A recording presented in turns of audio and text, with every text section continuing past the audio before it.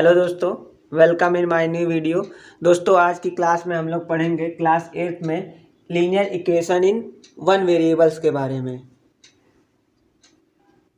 तो दोस्तों linear equation in one variable पढ़ने के लिए सबसे पहले हम लोग पढ़ेंगे अलजेब्रिक इक्वेशन या जिसे हम कहते हैं इक्वेशन। तो अब mathematical statement that has two mathematical expression separated by the equal sign is called an algebraic equation. एक मैथमेटिकल स्टेटमेंट जिसमें दो मैथमेटिकल एक्सप्रेशन एक दूसरे से इक्वल साइन के साथ सेपरेट किए जाते हैं उन्हें अलजेब्रिक इक्वेशन कहा जाता है। अलजेब्रिक इक्वेशन कहा जाता है और उस इक्वल साइन के LHS साइड में जो एक्सप्रेशन रहता है वो वही वैल्यू रखता है जो कि इक्वल साइन के राइट साइड वाला एक्सप्रेशन रखता है। ठीक, यानी इक्वल साइन के लेफ्ट और राइट हैंड साइड आपस में इक्वल होते हैं। ठीक, वो सेम वैल्यू को रखते हैं। ठीक, तो इस तरीके से क्या हुआ कि एक मैथमेटिकल स्टेटमेंट जो दो मैथमेटिकल एक्सप्रेशन को कंटेन किए रहता है और वे दोनों एक्सप्रेशन एक दूसरे से इक्वल साइन के साथ सेपरेट होते हैं उन्हें अलजेब्रिक इक्वेशन कहा जाता है। और वे दोनों एक्सप्रेशन जो लेफ्ट हैंड साइड में भी हैं और राइट हैंड साइड में भी हैं, वे दोनों एक्सप्रेशन सेम वैल्यू को कंटेन किए रहते हैं। सेम वैल्यू का क्या मतलब हुआ, जो वेरिएबल उसमें दिया है उस वेरिएबल के लिए उन दोनों साइड इक्वल होते हैं। उस वेरिएबल के लिए दोनों साइड की वैल्यू इक्वल होती है। आइए दोस्तों हम लोग अलजेब्रिक इक्वेशन का कुछ एग्जांपल लिखते हैं। जैसे पहला एग्जांपल है 5x + 3 = 2। 5x + 3 = 2। तो देखिए इसमें दो अलजेब्रिक एक्सप्रेशन है, एक है 5x + 3, दूसरा है 2, जो एक दूसरे से इक्वल साइन के द्वारा सेपरेट हो रहा है। ठीक, और इधर की जो वैल्यू होगी वो इस वैल्यू के इक्वल होगी। ठीक, ये LHS साइड है, ये RHS साइड है। ठीक है, 4x² + 4x + 1 = 0। ये एक एक्सप्रेशन है, ये एक 0 एक अलग एक्सप्रेशन है। इन दोनों को कौन अलग कर रहा है, सेपरेट कर रहा है, इक्वल साइन। तो ये पूरा एक इक्वेशन कहलाएगा। 21x + 9 = 17 एक इक्वेशन है। 3x + y = 4 ये भी एक इक्वेशन है। x + 3y = 5 ये भी एक इक्वेशन है। यहाँ देखिए एक वेरिएबल है x, यहाँ भी एक ही वेरिएबल है x, यहाँ भी एक ही वेरिएबल है x, यहाँ पे दो वेरिएबल x और y, यहाँ भी दो वेरिएबल x और y। देखिए दोस्तों अब है linear equation in one variable. Linear equation किसे कहा जाता है? तो लीनियर इक्वेशन दोस्तों उस इक्वेशन को कहा जाता है जिसमें वेरिएबल की मैक्सिमम पावर सिर्फ 1 होती है, उसे लीनियर इक्वेशन कहा जाता है। अब लीनियर इक्वेशन वन वेरिएबल किसे कहा जाता है? The equation that involve only one variable and the highest power of the variable is 1 are called linear equation in one variable. यानी ऐसा इक्वेशन जिसमें सिर्फ और सिर्फ एक ही वेरिएबल हो और उस वेरिएबल की मैक्सिमम पावर यानी highest degree of variable is 1, उसे कहते हैं linear equation in one variable. जैसे आप देखेंगे एग्जांपल 3x + 7 = 2। 3x + 7 = 2 में वेरिएबल है x और इस x की मैक्सिमम पावर है 1, यानी highest degree of variable is 1, इसलिए इसे कहा जाएगा linear equation in one variable. सिर्फ और सिर्फ एक ही वेरिएबल x का यूज किया गया है। दूसरा एग्जाम्पल हम देखते हैं 70 - 41 = 30। 70 - 41 = 30। इसमें आप देखेंगे सिर्फ एक ही वेरिएबल t का यूज किया गया है और इसकी मैक्सिमम पावर है 1, इसलिए इसे कहा जा रहा है linear equation in one variable. Linear equation क्या होता है? जिस इक्वेशन में वेरिएबल की मैक्सिमम पावर 1 होती है उसे लीनियर इक्वेशन कहा जाता है। और linear equation in one variable किसे कहा जाता है? जिसमें वेरिएबल की मैक्सिमम पावर 1 हो और उसमें सिर्फ और सिर्फ एक ही वेरिएबल, चाहे वो x हो सकता है, t हो सकता है, y हो सकता है, z हो सकता है, a b c कुछ भी हो सकता है, लेकिन सिर्फ और सिर्फ एक ही वेरिएबल, एक समय में एक ही वेरिएबल उपस्थित हो तो उसे कहा जाएगा linear equation in one variable.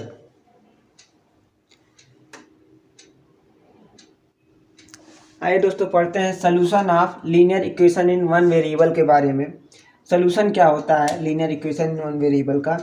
देखिए, for a linear equation in one variable the value of variable for which the value of LHS and RHS of the equation become equal is called solution of linear equation in one variable. यानी उस linear equation in one variable जो आपको दिया रहेगा उसमें variable की ऐसी value जिसके लिए LHS और RHS both side are equal, then that value is called solution of linear equation in one variable. जैसे हम एक एग्जांपल ले रहे हैं x + 7 = 9, तो ये एक linear equation in one variable है। क्यों? क्योंकि यहाँ एक ही वेरिएबल x का यूज किया गया है और इसकी मैक्सिमम पावर है 1। अब यहाँ देखेंगे कि अगर LHS का साइड क्या है हमारा x + 7 और RHS है 9, ठीक। LHS में x की जगह अगर हम 2 पुट कर रहे हैं, ठीक, तो आप देख रहे हैं 2 + 7 9 हो रहा है और 9 RHS के इक्वल है, RHS में भी 9 है। तो देख पा रहे हैं कि x = 2 के लिए LHS और RHS दोनों ही आपस में इक्वल हो जा रहा है, ठीक। तो इसे कहा जाएगा, x = 2 को कहा जाएगा solution of the linear equation in one variable, ठीक है। यानी वेरिएबल की ऐसी वैल्यू जिसके लिए दोनों ही साइड आपस में इक्वल हो जाएं उसे कहा जाएगा solution of linear equation in one variable.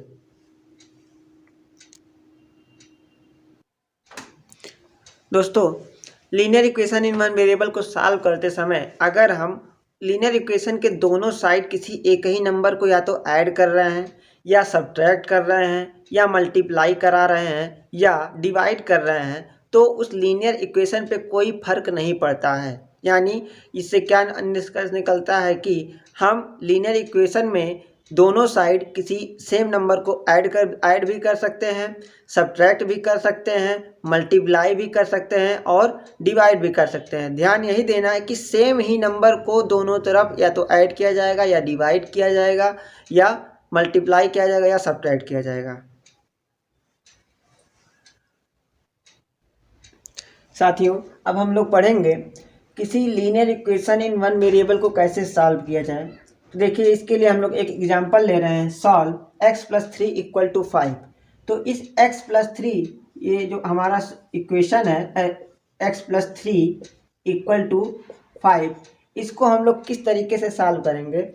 इसके लिए हम लोग टर्म क्या क्या है यहाँ पे, इधर इस एक्सप्रेशन में x है और 3 टर्म है और यहाँ पे दूसरी तरफ 5 एक टर्म है।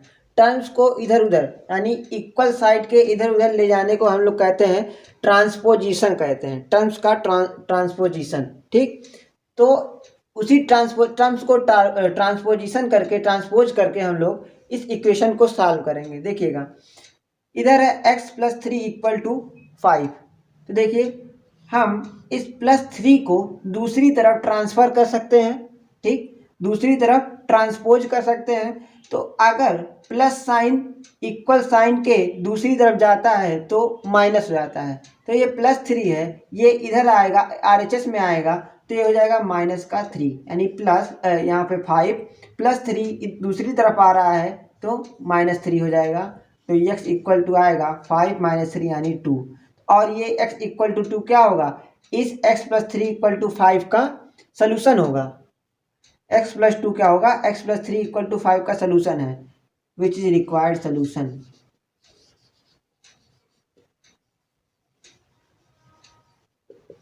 Required solution. वेरीफाई कैसे करेंगे इसको कि हमारा आंसर सही है या नहीं है। तो इसके लिए हम लोग जो हमारा आंसर आए यानी वेरिएबल की जो वैल्यू आई है उस वेरिएबल की वैल्यू को हम लोग LHS और RHS में रख के देखते हैं कि LHS और RHS में रख के देखेंगे और यह देखेंगे कि वो वैल्यू रखने पे LHS और RHS आपस में इक्वल हो जाता है या नहीं। अगर LHS और RHS आपस में इक्वल हो जाता है तब तो हमारा वो जो वेरिएबल का वैल्यू आया है वो सही होगा, अदरवाइज वो गलत होगा। आइए देखते हैं वेरिफिकेशन।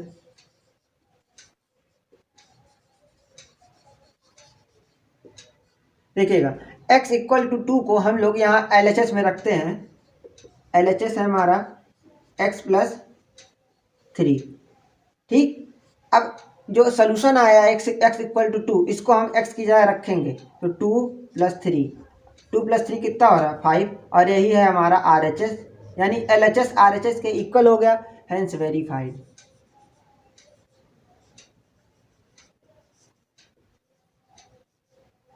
तो यहाँ पे ट्रांसपोज करते समय ये ध्यान देना है, प्लस साइन को जब इधर उधर लेके जाया जाएगा तो माइनस साइन में चेंज होगा, माइनस इधर उधर लेके जाया जाएगा इक्वल के तो प्लस साइन में चेंज कन्वर्ट हो जाएगा। मल्टीप्लाई कन्वर्ट होता है डिवाइड में, डिवाइड कन्वर्ट होता है मल्टीप्लाई में।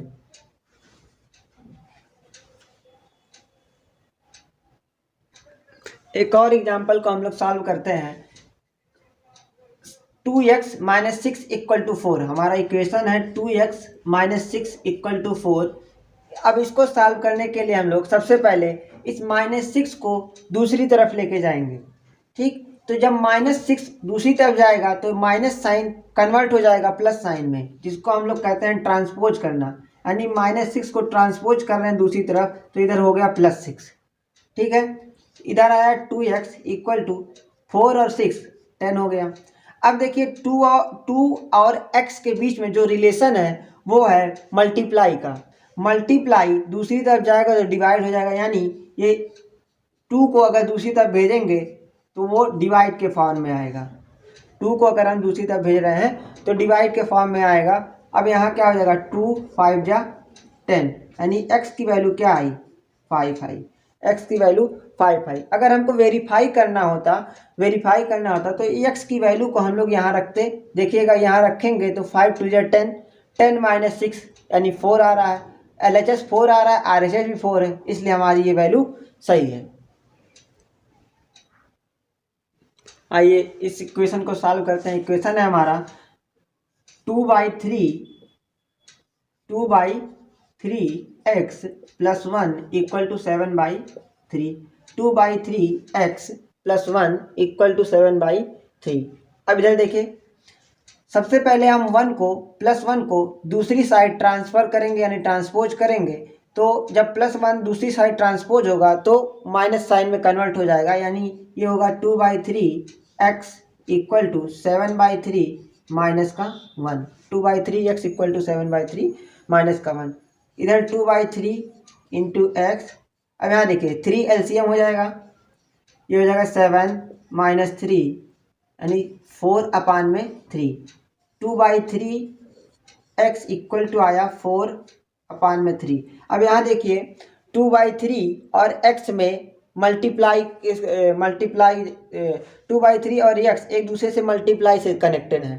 ठीक, तो 2/3 जब दूसरे साइड जाएगा ट्रांसपोज होगा तो ये डिवाइड के फॉर्म में जाएगा। इधर देखिए, यानी ये हो जाएगा x = 4/3 डिवाइड 2/3,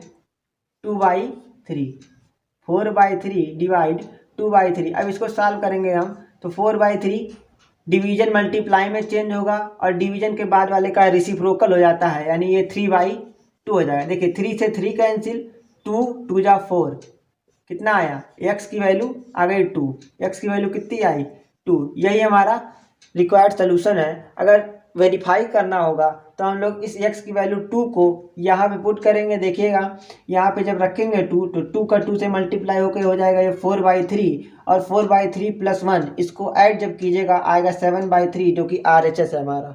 ठीक, तो x = 2 ये हमारा सोल्यूशन हो जाएगा। अब देखिए हमारे पास एक और क्वेश्चन है, 5y - 6/2 = 12। इसको कैसे सॉल्व करा जाए, तो देखिए सबसे पहले ये जो 2 है यहाँ डिवीजन में है, इसको दूसरी तरफ जब ट्रांसफ़र करेंगे तो ये मल्टीप्लाई में कन्वर्ट हो जाएगा, यानी ये हो जाएगा 5y - 6 = 12 × 2। 2 यहाँ डिवीजन में है, दूसरी तरफ गया तो मल्टीप्लाई में कन्वर्ट हो गया, यानी 12 × 2। अब ये हो गया 5y - 6 = 24। इस -6 को दूसरी तरफ ट्रांसफ़र करेंगे तो +6 हो जाएगा, यानी 5y = 24 + 6। अब ये हो गया 5y = 30। अब देखिए यहाँ पे मल्टीप्लाई साइन है। ठीक, तो जब दूसरी तरफ 5 जाएगा तो डिवाइड हो जाएगा, यानी 5 6 जा 30, y की वैल्यू क्या आई 6। यही रिक्वायर्ड सोल्यूशन है। देखिए एक क्वेश्चन और है, z/2 plus z/3 plus z/4 equal to 13। इसको कैसे सॉल्व किया जाए? तो जरा देखिएगा, सबसे पहले हम इन सब का एलसीएम ले लेंगे। 2, 3 और 4 का एलसीएम ले लेंगे। तो 2, 3 और 4 का जब आप एलसीएम लेंगे तो ये हो जाएगा 12। 2, 3 और 4 का एलसीएम हो जाएगा 12। देखिए 2 6 जा 12, तो 6 इंटू जेड यानी 6z, प्लस 3 4 जा 12, तो 4 इंटू जेड यानी 4z, प्लस 4 3 जा 12, तो 3 इंटू जेड यानी 3z इक्वल टू 13।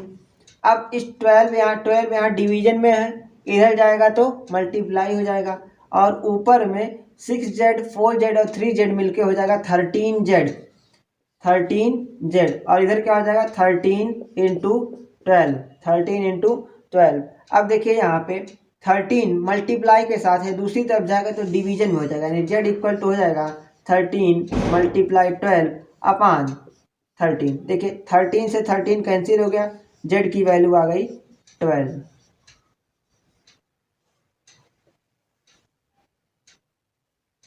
एक और क्वेश्चन हम लोग देखते हैं। इस तरीके का क्वेश्चन बहुत पूछा जाता है।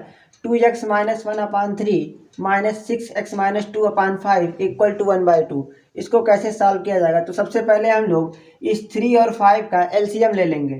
3 और 5 का एलसीएम लेंगे हम, तो ये हो जाएगा 15। 3 5 जा 15, तो 5 से इस 2x माइनस 1 में मल्टीप्लाई होगा, 5 मल्टीप्लाई 2x माइनस 1, माइनस 5 3 जा 15, इस 3 से 6x माइनस 2 में मल्टीप्लाई होगा, और इधर 1/2 ऐसे बना रहेगा अभी। ठीक, अब देखिए इधर 5 2 जा 10x माइनस 5 1 जा 5 माइनस 6 3 जा 18x माइनस माइनस प्लस 3 2 जा 6, इधर अपान 15 इक्वल टू 1/2।